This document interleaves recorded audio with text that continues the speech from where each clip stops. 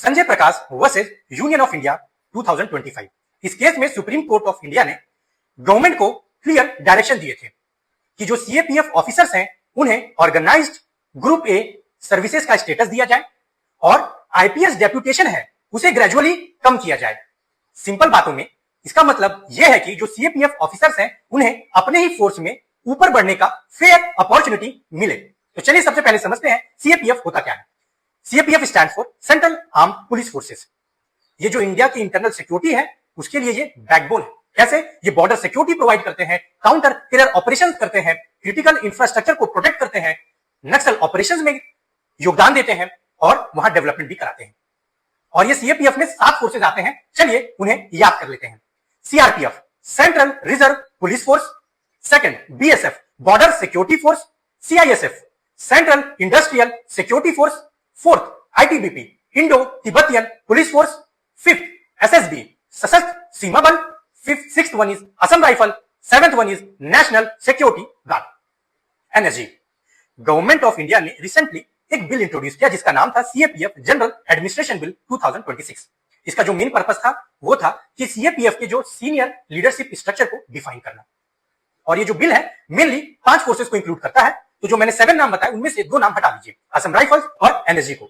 ये 5 फोर्सेस के लिए एप्लीकेबल है। बिल के हिसाब से जो सीनियर पोस्ट है कहां पर, सीएपीएफ में, उसको ऑल इंडिया जो आईपीएस है, इंडियन पुलिस सर्विस के जो ऑफिसर्स हैं वो क्या करेंगे, फुलफिल करेंगे और वो उनके लिए रिजर्व रहेगा। आईजी लेवल की जो ऑलमोस्ट 50% पोस्ट, एडीजी लेवल के 67% पोस्ट और डीजी जो पोस्ट है उसके लिए ऑलमोस्ट आईपीएस के लिए रिजर्व रहेंगे। तो यहां से ही कंट्रोवर्सी शुरू होती है। सीआरपीएफ ऑफिसर्स का मानना है कि हमने अपनी पूरी सर्विस ग्राउंड लेवल पे वर्क किया, पर जो टॉप लीडरशिप पोजीशन होगा वो कौन फुलफिल करेगा, वो फुलफिल कर रहे हैं आईपीएस जो कि डेप्यूटेशन में आ रहे हैं। इट अफेक्ट्स द मोरल और क्या है, करियर ग्रोथ के भी अपॉर्चुनिटी को रोकते हैं और क्या है, प्रमोशन भी उन्हें बहुत ही ज्यादा स्लो मिलता है। और सबसे बड़ी बात कि ये जो बिल है वो सुप्रीम कोर्ट के अगेंस्ट या अपोजिट जाता हुआ लग रहा है।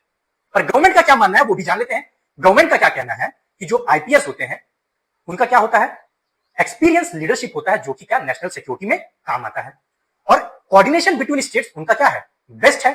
और उन्हें ऑल इंडिया जो एक्सपीरियंसेस ज्यादा होते हैं क्योंकि this is all India services.